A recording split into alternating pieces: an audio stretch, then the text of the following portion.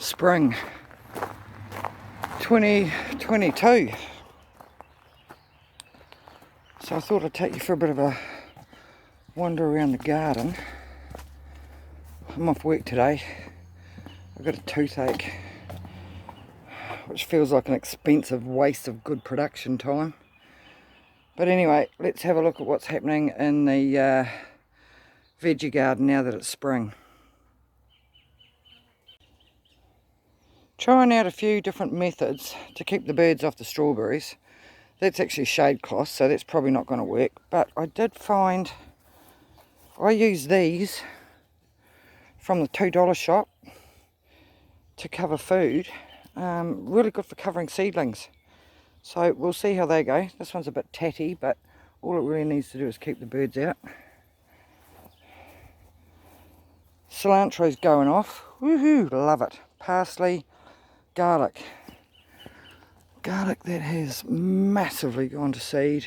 This one here is actually growing 2 seed heads. A few spring onions, more garlic. My garden at the moment is a cross between leftover winter veg. Here we've got cauliflower and broccoli that I thought would have done it by now, but clearly haven't. The garlic, as you can see, we've got seed heads galore. This is actually elephant garlic, given to me by my cousin-in-law up north. Carrots left over from the season. Gonna let that one go to seed as well, because that's dragon's breath, which is a purple carrot. Bit of fun there. Rightio. These food coverings are actually a blooming great way of keeping the birds off stuff. So we've got lettuces and beetroot in there. And yeah, that's that bed. Got tomatoes planted up the end that'll grow up those poles. And on this side, we've had a bit of rain lately, so the old lavender's taken a beating. And down here is all the little spring stuff. So we've got radishes, some tiny little onions, lettuces, celery that needs to be ripped out really. It's gone to seed. I'll let one of them seed head up. That's going to be cucumbers in there. Probably planted them a bit early, but they'll take off. Bit of a gap. My goodness, real estate in the garden. Pumpkins, more garlic, spuds that haven't come through yet, a couple of lazy parsnips and carrots and leftover stuff that I haven't had the heart to rip out yet.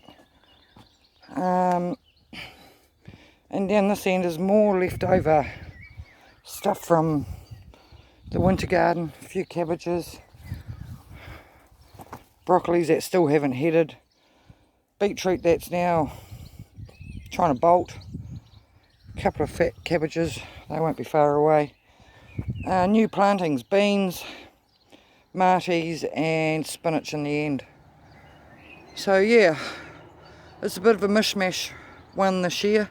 We're off in a couple of weeks, so I've hesitated to plant, knowing that it'll take off while I'm away. This contraption here is I want to grow the pumpkins over the edge so that they can take over this area. It's a mongrel to mow or weed eat.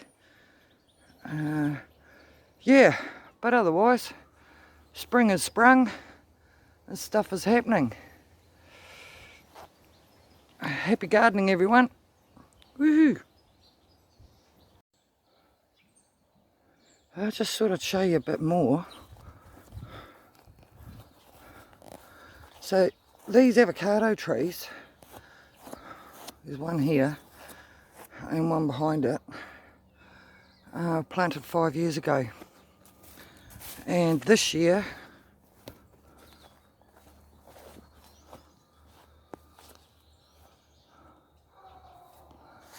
we're getting our first decent avos. So that's been a labour of love. Wee-hee. So I think I counted about 12 from this year. Oh, should have just stood on, look at that. Look at me. Rightio, that goes in the pocket. And the sparrowgrass. I've picked a couple this morning already.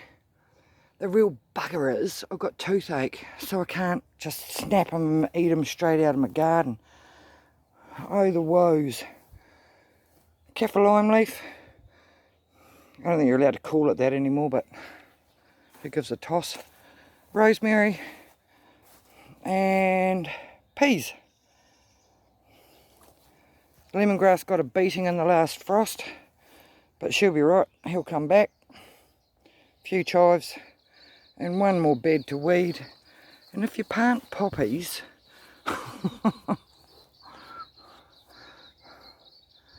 they'll show up everywhere. But I love them. These Flanders poppies are our Anzac Day poppy, and my youngest son is in the Navy, so always brings me joy and makes me miss the little bugger. Okay, there you go. That was the extra. Happy gardening, everyone.